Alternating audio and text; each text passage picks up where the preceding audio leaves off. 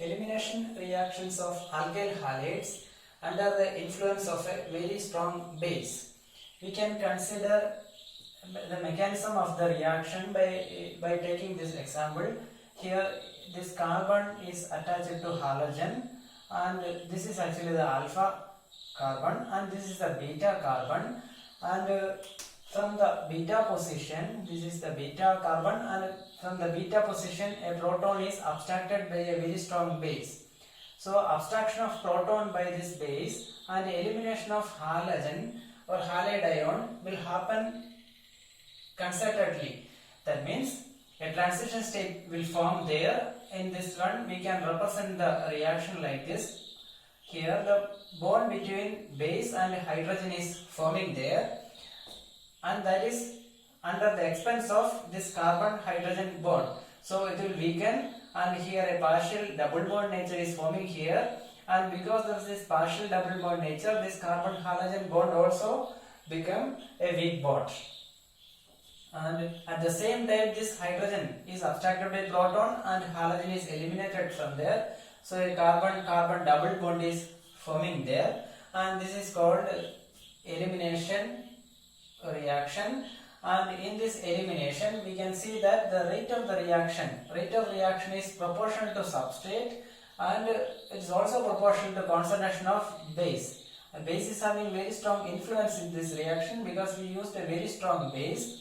So base is also involved in the rate equation.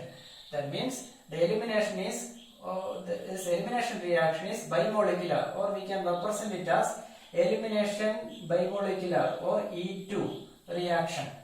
And we can consider the elimination reactions by taking one example here. This is the carbon halogen bond, and here this is actually the alpha carbon, and here it is the beta carbon. Here another beta carbon is there. So two beta carbon positions are there. So either proton may be abstracted from this position, or proton may be abstracted from this position by the strong base. If the proton is abstracted from this position, we can have this transition state, and in this transition state we can see a double bond nature is here, and as the halogen is leaving and the proton is abstracted by base, it will become a double bond. Here this partial bond will become a double bond, and in the next situation, if the proton is eliminated from this beta carbon, proton is eliminated from this position, so another transition state is forming here. This is the double bond forming here, or partial double bond, that is converting to a complete double bond on the expense of this hydrogen and bromine, or due to the elimination of this, or abstraction of proton and the elimination of bromine and the bromide at the same time, it became a complete double bond. And so that two possible products, double bonded alkenes are there. And in this alkene we see that the alkene is substituted with a more number of alkyl groups, and here the alkene is substituted with only one alkyl group, or the substitution is less here compared to this one. So this is called the sites of or more substituted product, and this is actually the Hoffman or least substituted product in this case.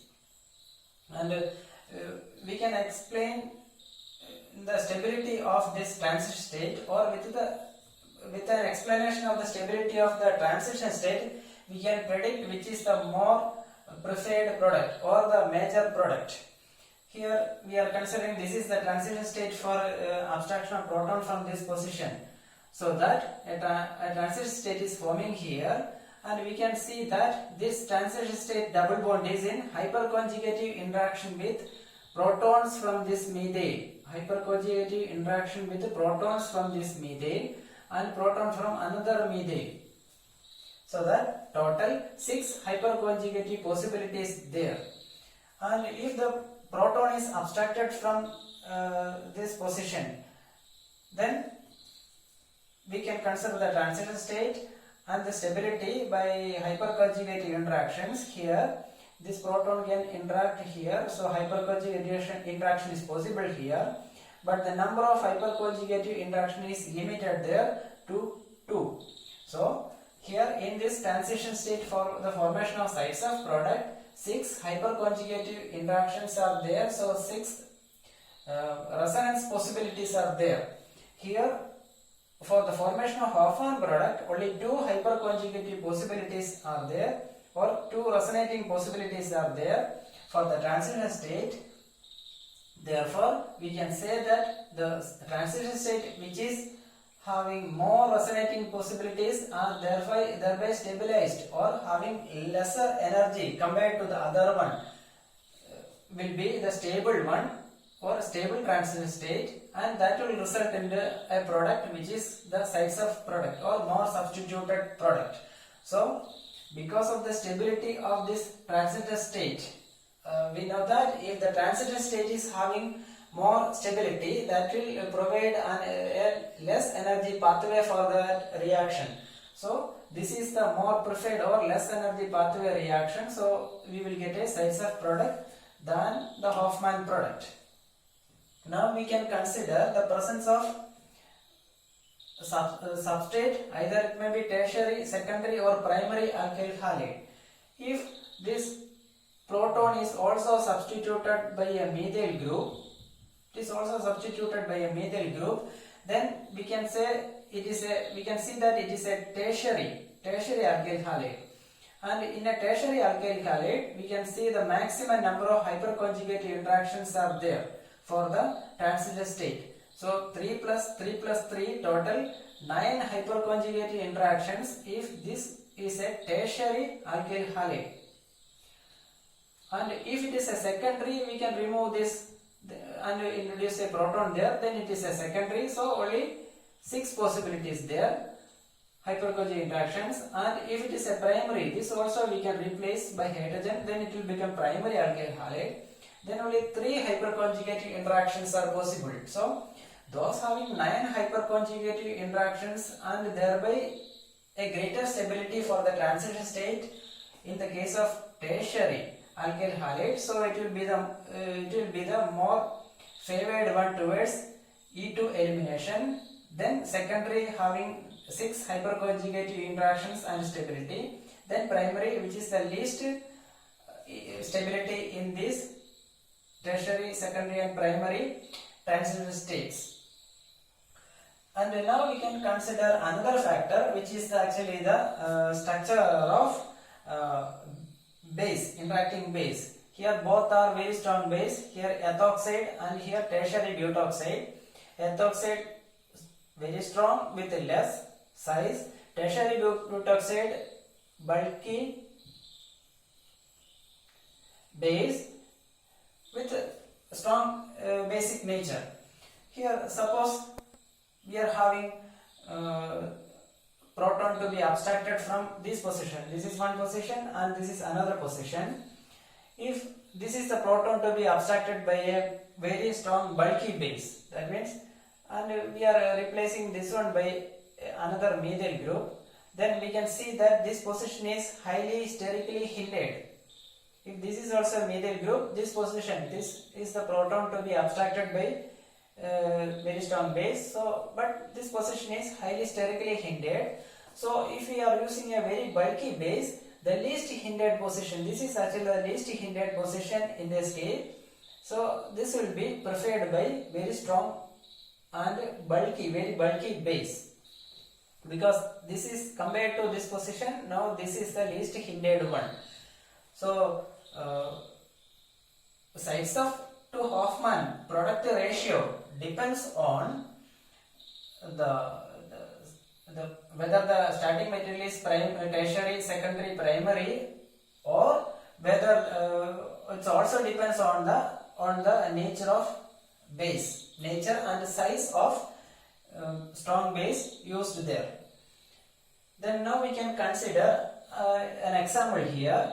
Here it is 1-bromo, 1,2-diphenyl propane there. We are considering two diastereomers of that compound, or comparing the eliminations with the strong base of two diastereomers of this compound. So one diastereomer is taken as RS.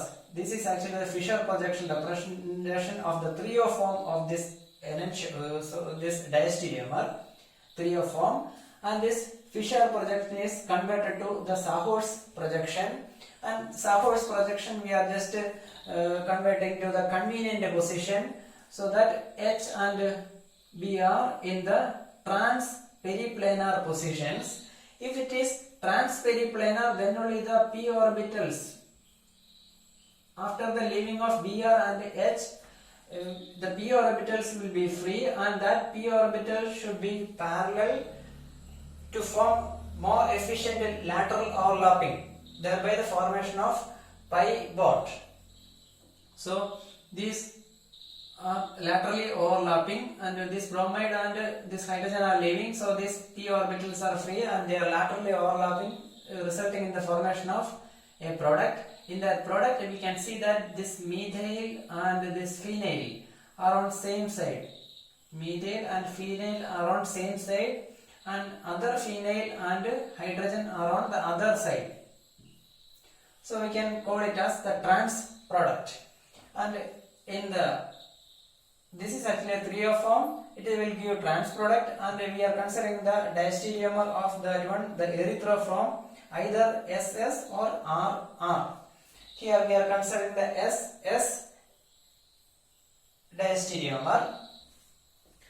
This is a Fischer projection, and here it is the Sahor's representation of that one, and we are converting the Sahor's to more convenient position, so that the bromo and hydrogen, bromine and hydrogen are trans-periplanar positions. Trans-periplanar positions, so that the p lobes are parallel now for lateral overlapping, and that lateral overlapping will result into a product. We can see that this methyl and this hydrogen are on the same side, and the other phenyl and here the phenyl, these are all on the one side of this double bond. So this one we will call the cis product. So elimination reaction of this compound with very strong base, the product formation depends on whether the starting material is trio or erythro, or depending upon trio or erythro form, we will get two different geometrical isomers. Thank you.